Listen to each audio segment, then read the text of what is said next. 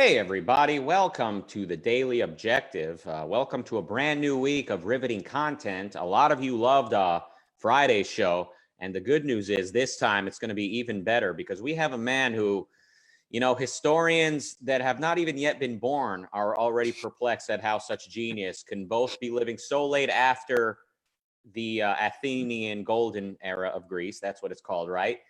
Yet still kind of grasp it so strongly. And he is a man who is currently in Greece itself, Nikos Sotarikapoulos.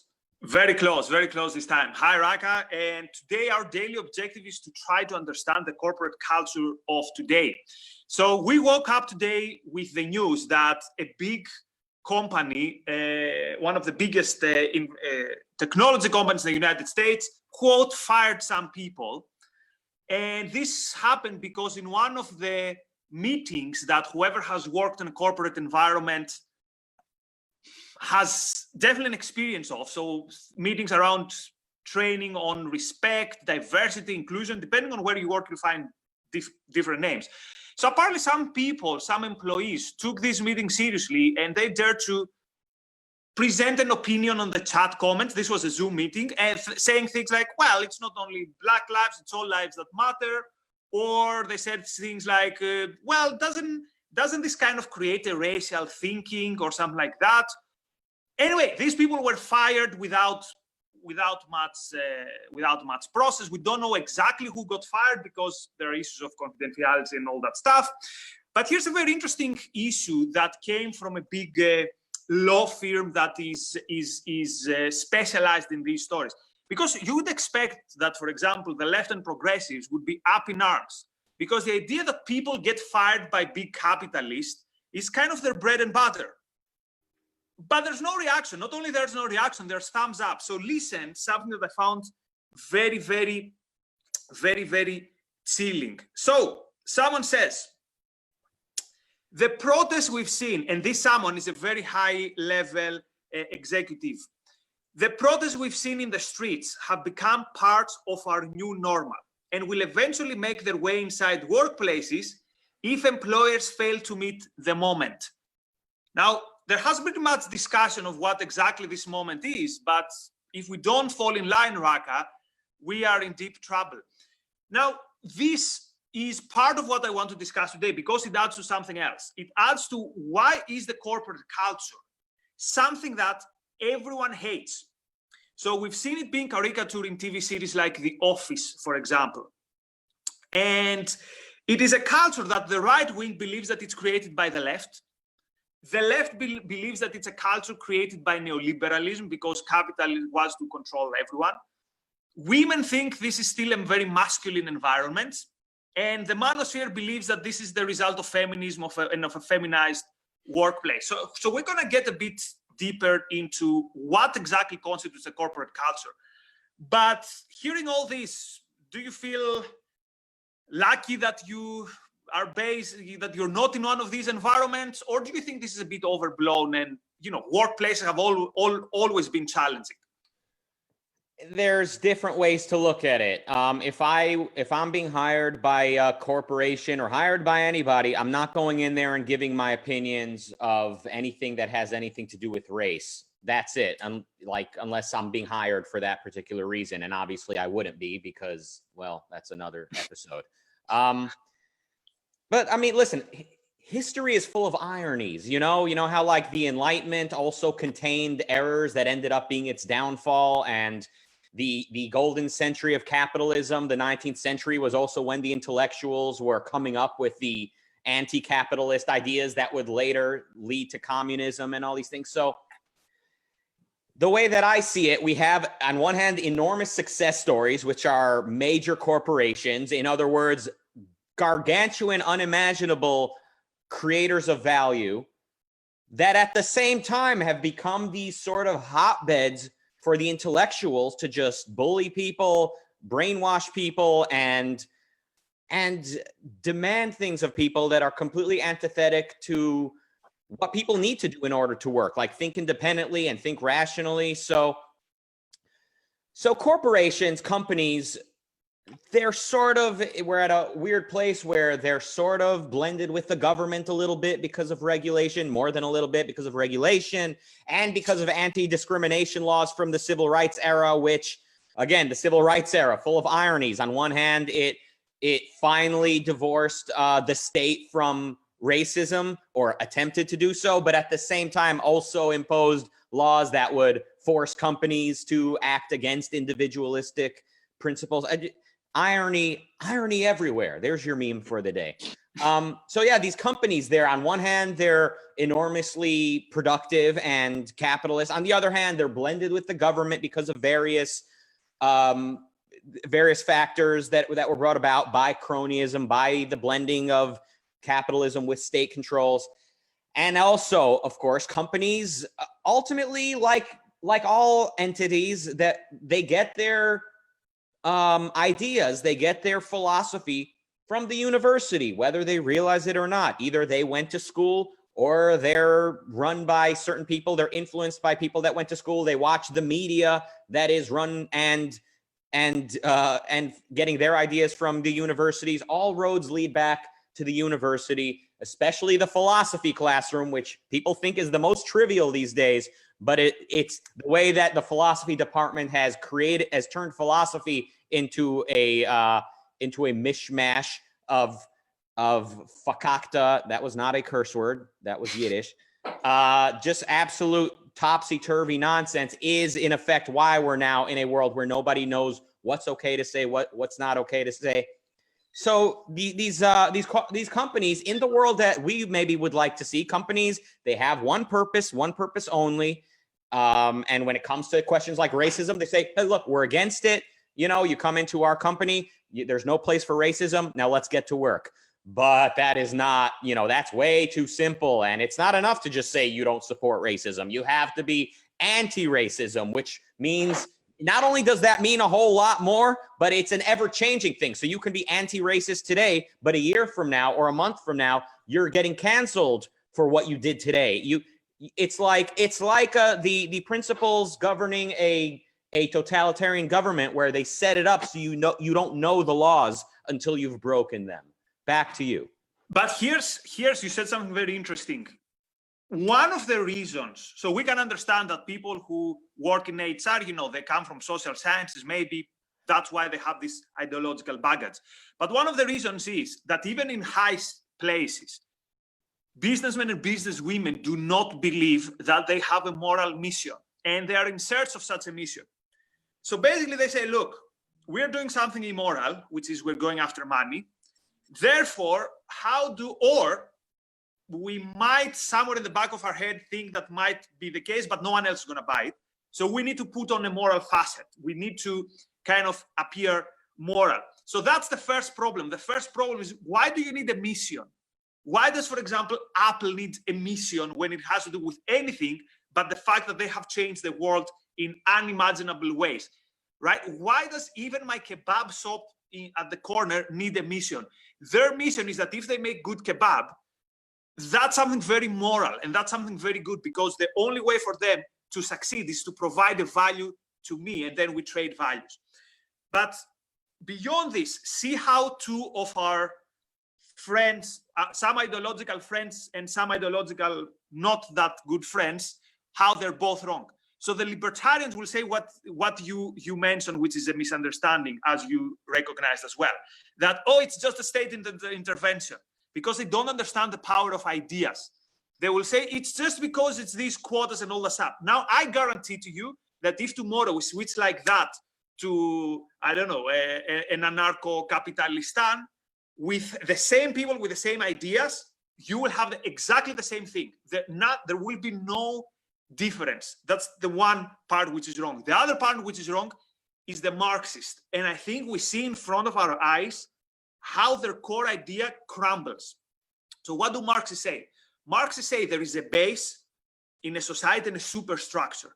And they say that the base is economics, the relations of production. And the capitalist relations of production influence everything in the superstructure. In the superstructure, you have politics, ideas, all that stuff. What we're seeing, we see the exact opposite. We see even big business and even the most ruthless in their eyes capitalists completely caving on their ideas and or their rituals. And I add the term ritual because you mentioned that, well, if you want, you can avoid it. Me working in such an environment, I'm telling you, it's very difficult. I mean, good luck to you when someone knocks on your door and says, can you hold this sign which says I support X, which you might not believe in, or you know that it's in a context that is you don't believe it, because we want to put it on our social media. Good luck saying no to that. Anyway, I threw too much on the table. Pick whatever you want from all that. I mean, there's a lot there. So, I mean, I agree that if we switch to economically free country tomorrow, we would see a lot of the same problems. I would not use the word anarcho in there to describe this utopia because that's too confusing to an element. If we switch to anarchy, none of it, I mean, we'd be up in shambles immediately, which is exactly what a lot of these protesters happen to want, at least the influential ones, but they aren't spelling it out that way. But yes, I mean, economic liberty alone, I think definitely goes farther than we would think to bring about better ideas, because economic liberty inspires people and it shows people what's possible. But as we see in South America, throwback to Friday, we see in South America, again, countries, they become, and other places of the world, countries become more capitalistic. And then as the wealth starts to come in, they start to reverse course. So ultimately, ideas are the motor of history. Ideas as devised and accepted by people. It's not that the abstract ideas are floating somewhere driving history. That's more of a Hegelian approach. Yes, I mean, it's what else were we talking about? So like the Marxist. Yeah, look, some people, they think universities are a capitalist institution that trains people to go out and make money. So they see universities as part of the problem. The Marxists do. So they not only do they see obviously companies as a capitalist, military base, but they see the universities as a place where good capitalists are manufactured, and they see that as the belly of the beast. So like we all hate the universities, but for different reasons. Ultimately the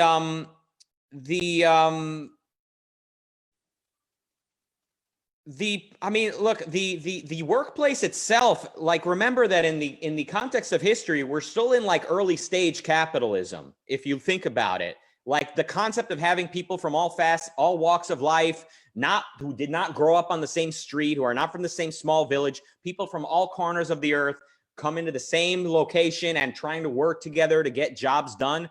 I mean, it's science fiction and it's nearly impossible. I mean, it's very difficult to get all these people that are sensitive to different things, to get them to basically speak in a similar language, like on certain same terms, and to get the same job done. It's very difficult. And again, the more we combine the state controls with the free market, the more it becomes increasingly difficult to get the job done. People, they bring all these neuroses with them now as well, because we live in a culture of altruism. So people are bringing various guilt. They're guilty for existing. They're guilty for wanting. And now they're in an environment where they're there to make money, but at the same time be guilty about it. And they're there to be selfish, but at the same time, they need to justify their sort of greed by paying lip service to a higher calling. And and what I was kind of fishing for a moment ago is with regards to companies having a mission. I mean, and that's kind of what I was trying to get at, is that they're sort of using market forces to get their message out, which is something that we would see in a free society. We would see companies being boycotted for being, let's say, racist or various other things. If they're abusive, if they support, an abusive cause of some sort, people would rightfully want to boycott that company. And that's what we're seeing. So a lot of what we're seeing, it's not government intervention. It's private citizens canceling companies and canceling individuals. And they're saying, hey, look, this is capitalism. It's market forces. Isn't that what you wanted? So there's a number of things. But sorry, what's your answer to that, though? Yeah. Isn't this what you wanted? So first of all, this is why philosophy is important. We need to have a standard of what are we for? Are we just anti-racism? Or are we for individualism? And if we're for individualism, what does that mean? And that comes with, and now we really are seeing why epistemology and ethics are indispensable. So those are not trivial branches. We really need to understand. And also, if we're going to be capitalist, we should be, and we need to understand that capitalism means the government has nothing to say about who you fire unless rights are being violated. And then we need philosophy to explain what it means to violate rights. It's not just hurting people's feelings, etc. So all of philosophy needs to be involved here. We can't just have this sort of mixed economy where the government is always sort of looming there, ready to step in when someone's being discriminated. And until the government is initiated to get involved, we're having private citizens being targeted and fired for expressing an opinion. We need philosophy to kind of answer all of these things, and then we need real capitalism. So if someone does get fired for having an unpopular opinion, maybe there's another company willing to hire them so they're able to provide for themselves. But the way that these woke individuals see themselves, they are facing the Third Reich, and Volkswagen is sponsoring the gas chambers, and they're going up against Volkswagen. So if that were what we were facing, yeah, fine. Let one guy lose his job at Volkswagen if that means we're stopping the Holocaust. But this is not a Holocaust, and we need to understand that. We need to understand kind of what all these words mean. We need to define them properly and relate them to reality. And philosophy is indispensable. So it's increasingly difficult to fight for what's right when reality is not our frame of reference with other people. And it's very interesting at some point maybe to discuss how even in an authoritarian regime, how does a business operate? So the leftists will always say, look, for example, how X companies participated in the Nazi project or in the Holocaust and all that stuff. And it's very interesting because, again, it proves that economics is downstream from culture and from philosophy. But that's for another discussion. Last point I want to touch upon is what is the sense of life, so to speak, of this corporate universe? So how do they realize individual agency? And what I find very interesting in corporate environments, and by the way, by corporate environments, I also include education, because that's my experience, is in some way the infantilization of the individual. So we have some rituals and some processes that I hadn't seen since elementary school or kindergarten. For example, these away days where you bring in someone who is an expert on bonding.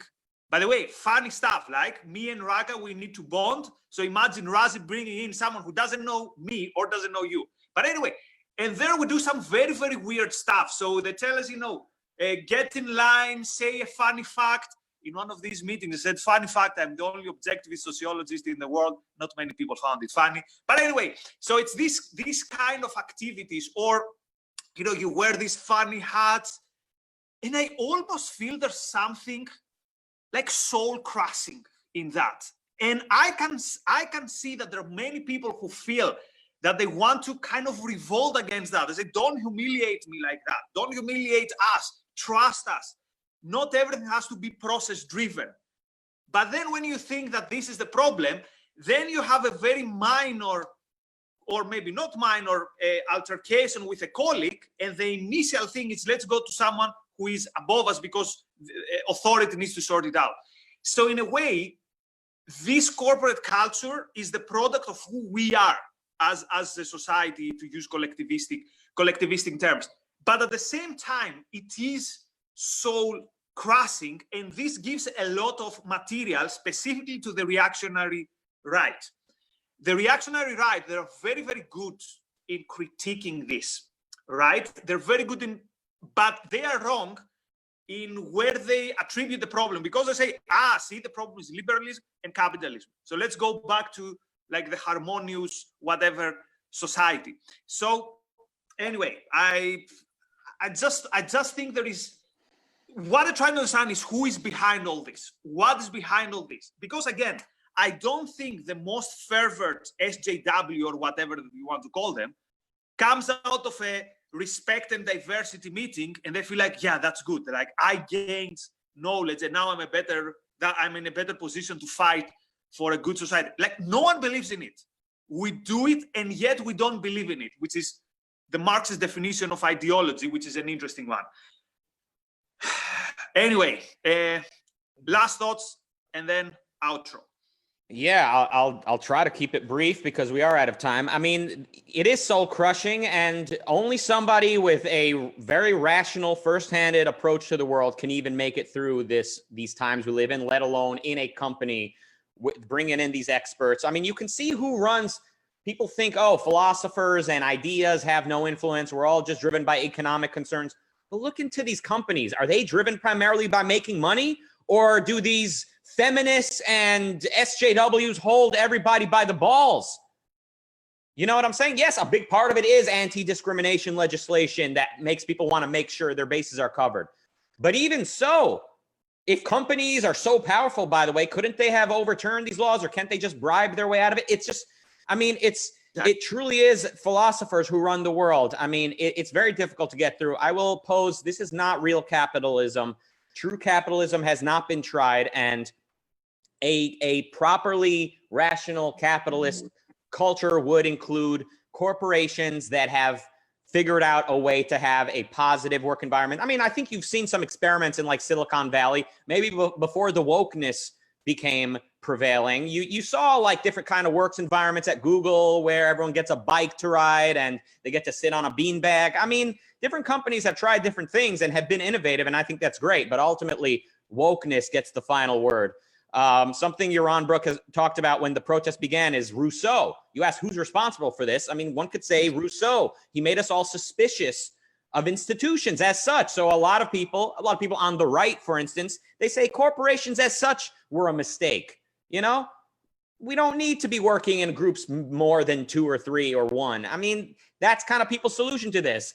And I say, nope, true capitalism has not yet been tried. It's indispensable to have a machine without the intellect that built the machine and knows how to operate it. So the corporation is useless without the ideas that are required to run it. So I have a dream. You may say I'm a dreamer, but I'm not the only one. There's 2 of us here who believe it can happen.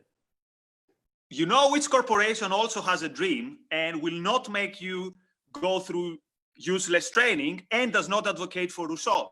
I thought it was a nonprofit, but if it's a corporation, that's great too. Well, the Ayn Rand. Well, you got to be careful. Ayn Rand Center UK is what comes to mind. The Ayn Rand Center UK. And in 30 minutes, the Ayn Rand Center UK is running a very interesting discussion on cancel culture with Claire Fox, who is one of my personal heroines in the UK, and with Craig Biddle from the Objective Standards. So this would be a very, very interesting discussion. Everyone talks about cancel culture, and the point is we need to understand what it is. So I will encourage our viewers to tune in. We'll try to, it will be probably live stream, but also check the web meetup page of the London Ayn Rand meetup, I think. You can register, and the Lord Emperor behind the scenes is going to send you the link to participate in that discussion. We're way out of time. From me and Rucka, have a good evening, day, afternoon, whatever. Bye, everyone.